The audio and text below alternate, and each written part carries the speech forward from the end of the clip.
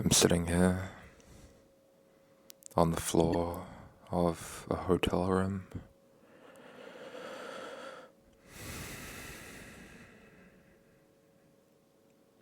Days are going by and nothing remarkable happens. No one really says anything to me.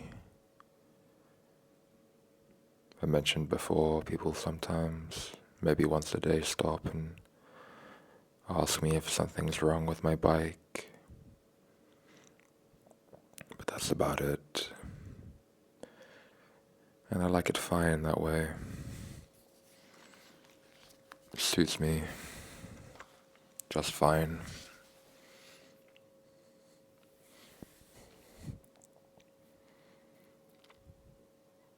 But the lack of anything significant occurring is an issue, I suppose. The vacancy. And it becomes so much more visible, discernible to me, readily apparent on a day such as today when I start incredibly early. I was up at maybe 6:30, started packing up fairly soon after because of not being able to sleep. I slept maybe 3.5 hours last night and just felt so gross being in that tent. And there was no point staying there, there was nothing to do in there, so I may as well just get going. And so I got going, and I hit my target today. I had decided, I think yesterday maybe, that it was going to be necessary to get a hotel, even though it's only been Monday was the last time I got one, and it's now Friday. But that's why a large reason why I can't sleep is because of how uncomfortable I am with my own, the feeling of my own skin. Like literally, like I'm not comfortable in my own skin. It just feels disgusting. Wakes me up in the night. I'm constantly waking up. Every single time I move, I'm brought back to awareness of my body, the feeling of my body. So I try and stay as still as possible. But of course, one has to move, right?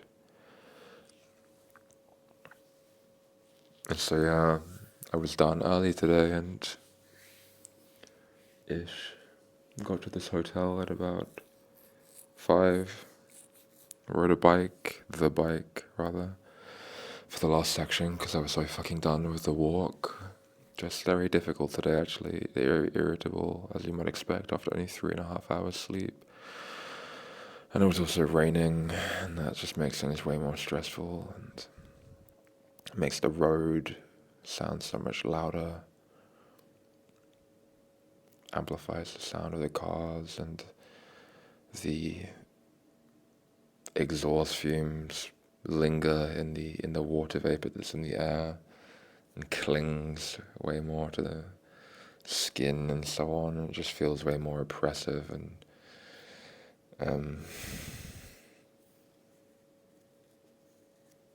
all-consuming, I suppose.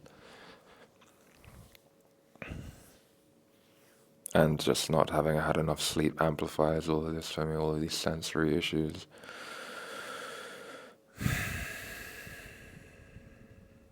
I'm really tired right now, but I don't want to go to sleep because I don't know, I want something to happen.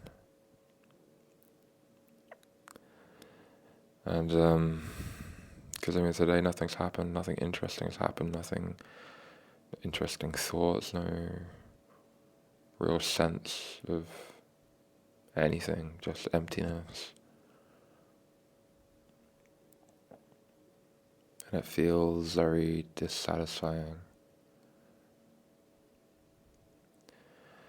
So I have a beer here. Just a little beer. They don't even sell these in England. I'd never seen them before. It's a 1 liter can of 10% Danish beer. So I'm gonna drink this, and it will hit me pretty hard. So I'm not like a big alcohol drinker, for one. Two, I have a very sort of sensitive constitution anyway. And three, like it's just, being so active and being in the sun. I was gonna say sun, but there wasn't really much sun today. But just being active, right, and not eating a lot, and makes you even more sensitive. So that'll be interesting. Some kind of augmentation of reality is always somewhat valuable, and what it shows me about my own mind and the reality in which I live.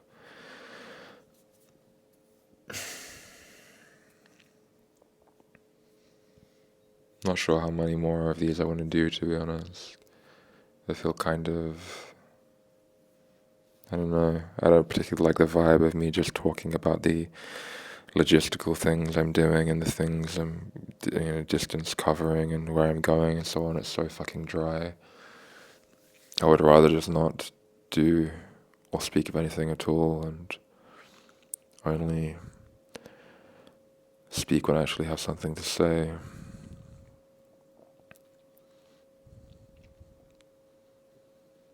Or just, I don't know, upload something like this. Slick stuff, neat stuff, raw stuff. Just rambling about whatever's on my mind. Because the thing that I'm doing is kind of the least interesting thing, I suppose, for me anyway. The thing that I like about traveling, in air quotes, is not really the places or whatever. It's more just being removed from, and kind of just not being grounded in one environment for an extended period of time allows you to see like what is actually occurring within you and what is actually occurring within the environment. So oftentimes it's very easy for someone who's in one place to sort of conflate or misconstrue problems that they're having as problems that are like existing within the environment, right? And when you start to move around a lot, you realize that those problems are following you wherever you go, and so it's not really the environment that's the problem, it's you that's the problem, and you project these things onto the environment rather than recognizing them as being things that are existing within yourself. Because of course that's incredibly uncomfortable, right?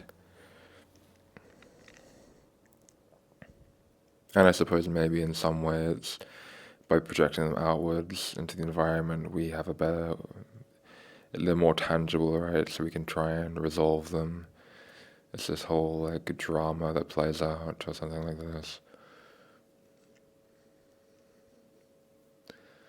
I don't know. I'm really, really tired, actually. Like so tired. I'm sitting with my eyes closed right now, kind of like slipping, like very subtly into sort of a hypnagogic state. But I still don't want to go to sleep. I'm resisting it.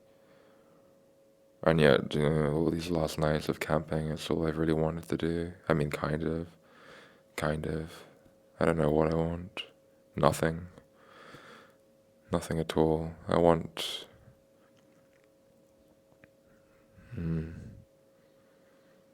Yeah, I don't want anything. I want to not want. I want to not need. Maybe...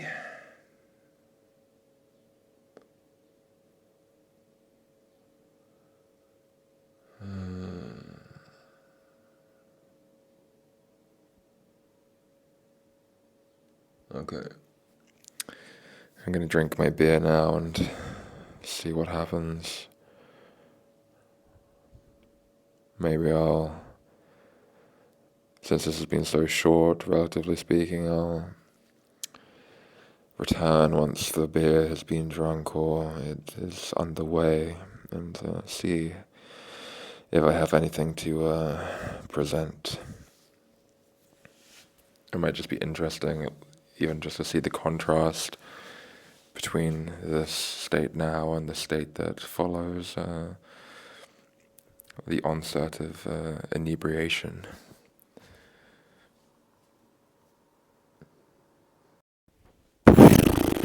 Okay, well, there was suddenly an augmentation of reality. Almost immediately, actually. I'll say that.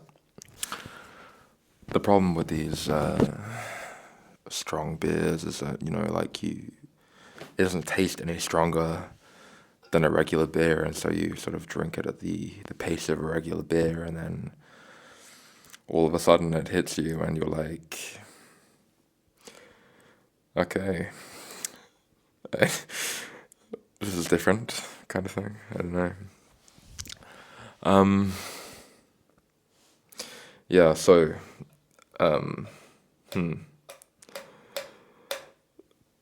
well, okay, so what happened is I started drinking that beer, and then I realized, like, I'm gonna want some more of this. This isn't gonna be enough.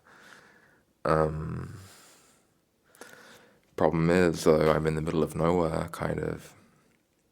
I mean, everywhere, like I am at the moment, it's in the middle of nowhere, like just random country villages and towns in Germany. Like, I don't even fucking know what the hell's going on, to be honest. And, so I go on Google Maps, I look at the stores in the little hamlet or whatever I'm in, and they all close really early. They're not open till 7 tomorrow. But then I see there's a gas station about 5 kilometers away, but I have to go up. I'm kind of in a valley at the moment, so I had to go back up the mountain in order to get there. And if I walked, it was an hour. I know, I drank like 3/4 of this can of 10% beer. Like, I guess, what is it, like 750 mils, right? Quite inebriated. And then, I realized, like, okay, that's going to be a long walk. That's just an hour to get there, and so, it's an hour back. But then I looked at the bike setting, and I saw, it's only 16 minutes. And I have a bike, so I took a bike up the hill, and it's incredible what you can do when you, what the human body can do when it has sufficient motivation. So yeah, I sprint, if that is even a word. Like I've already said, English isn't my first language, so I sprint up this mountain on my bicycle, which felt like, I don't know, I felt like Lance Armstrong or something, because in the last 2.5 weeks or whatever, every single time I've been on the bike, I've been weighted down with an extra like 20 kilos. And so without that 20 kilos, feels like I'm riding a feather or something. It's incredible. Yeah, so I flew up the side of the mountain, got to the gas station, and then I was sort of perusing the liquor section, and yeah, I decided I'd just get another one of these 1 liter cans, which is ridiculous. I don't think I'm going to finish this. If I drink all of this, I'm going to end up puking.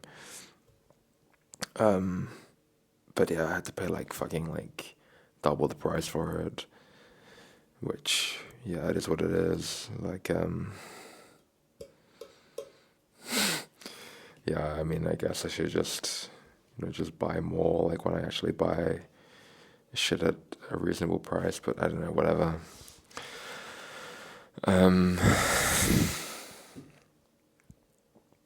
Yeah, and so then I sprint back down the mountain, back to the valley, back to my hotel room, took a shower because I was kind of sweaty, like I want to like take advantage of being able to take a shower. It's no insignificant thing being able to take a shower. To quote Jordan Peterson, of all people, who I was actually thinking of when I was riding the bike, because I was thinking like his stuff that he says about alcohol, where it's like, if you're a certain type of person, you have a certain genetic predisposition to being particularly receptive to the particular inebriation that alcohol consumption affords one. Wherein it specifically, as he said, affects one as it's like a combination of benzos, opiates, and a stimulant all at once. And he says like, oh yeah, if that's you, then you better watch the bloody well hell out or whatever. And yeah, I think that's probably somewhat me, to be honest. I mean, the fact that like I drank this, like half of this beer or whatever, and I was like felt so compelled to just fly up the side of my mouth and get more, kind of is indicative of that, I would say. And I was also thinking that it's kind of like this is like what like untreated ADHD or undiagnosed ADHD looks like, where it's like one manifestation of it, at least like one sort of like presentation of it. It's like a really like ultra like fit sort of like A-type personality person that's like highly prone to addiction of any and every kind. And it's like this very specific thing. Yeah.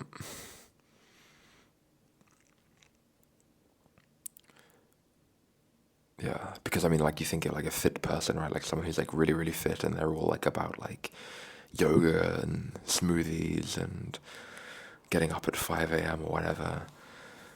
And then you have like, yeah, like someone like me that like, I don't know, like doesn't like get like moving until 12, but they're like unreasonably like fit and active, and they're also like, I don't know, like drinking like a whole fuck ton of alcohol and eating not entirely healthy and not like really like focusing on being a healthy person or whatever, but just incidentally kind of are in some ways, of course, not always, but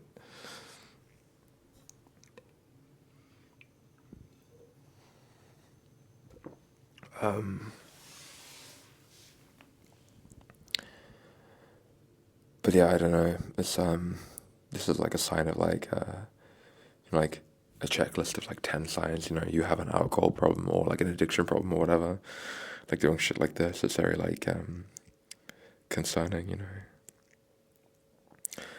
Especially with a drug like alcohol. Like I find it's so weird, right? Like there are only like two drugs that can like that are so dangerous that withdrawal from them, if you become physically addicted, can actually kill you. And one of them is alcohol, and it's like socially approved, right? Entirely legal. This hard as fuck drug. And I don't know, what does that say about the society that we live in, the world that we live in, the culture that we live in? Of course, not in all countries it's given this carte blanche. The whole of the Islamic world thoroughly scorns it, outlaws it, the use of such.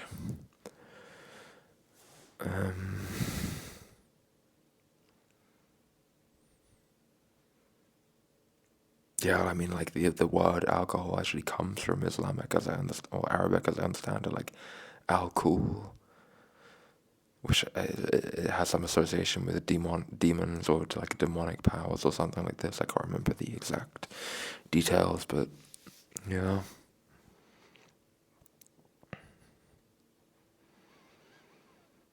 But I mean, you could say, as it comes to like that sort of like demonic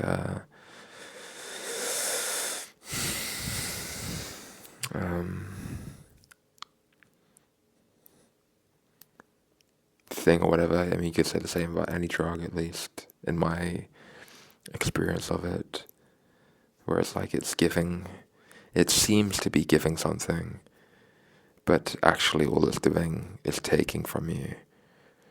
But at face value, it seems like, okay, it's giving, but there's an equal opposite reaction of taking.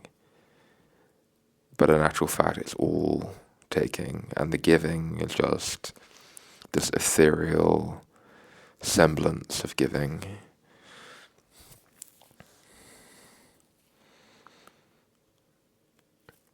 Maybe it's like that actually with everything that appears to give, or many things that appear to give, the majority of things that appear to give. I was thinking that about love, at least in the sort of romantic, intersexual sense. That it's just, it's really just something that takes. And that it fundamentally is like, if the mechanics of such are very like much analogous to drug use.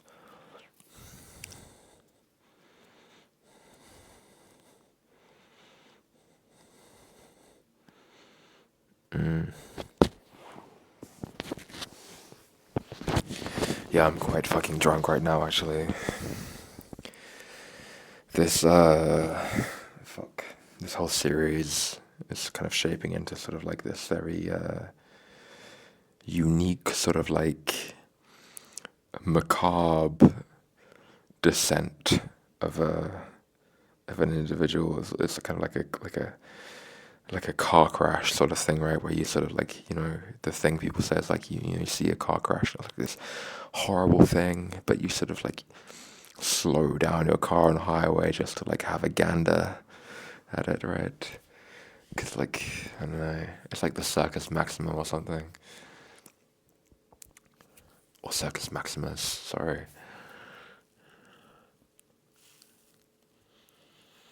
Yeah,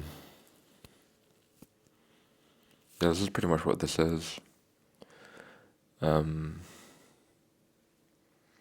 yeah, I don't know recording this whether I've recorded the entirety, no, whether I've uploaded the entirety of the previous day's recordings, because I recorded two, and the second half of which was very like raw and dark. I don't know if I've uploaded it or not, but if I have, then yeah, you'll definitely know you've caught onto the vibe of what's happening here, at least to a degree. There's more to it, of course, but I have no idea actually in term, like about like what people are actually getting from this, or like what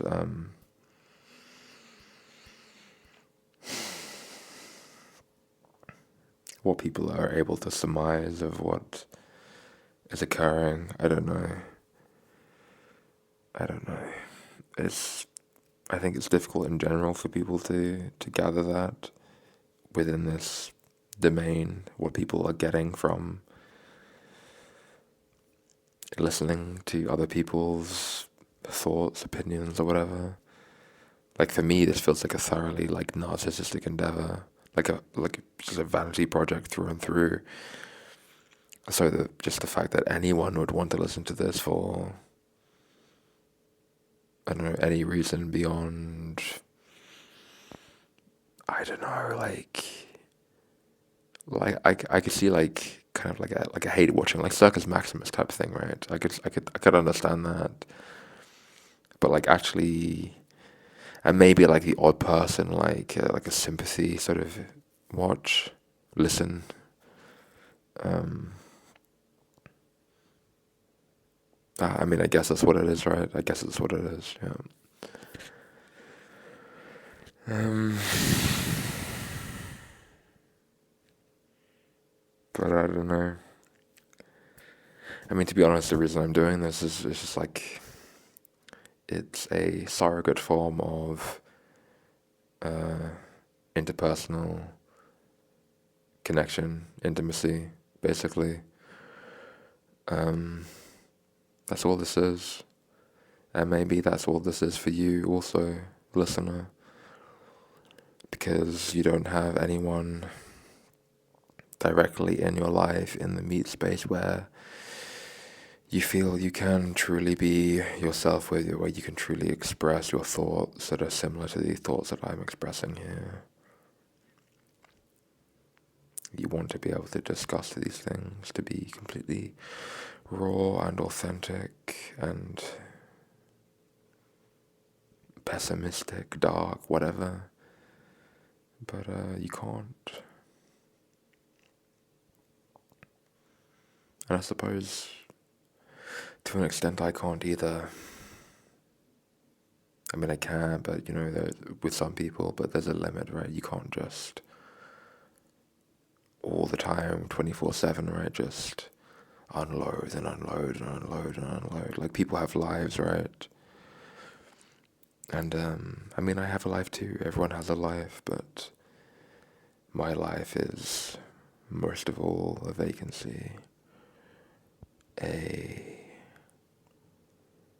lone wandering, a lone descent.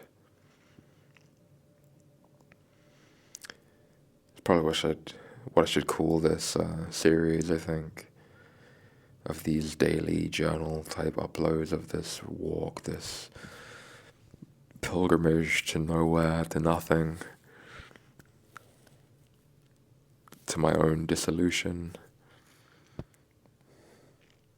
the lone descent.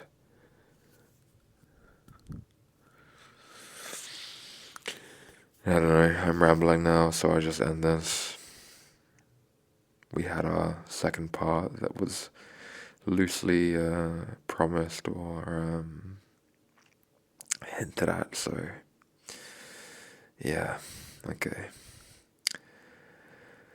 Have a good midnight. Yeah, okay.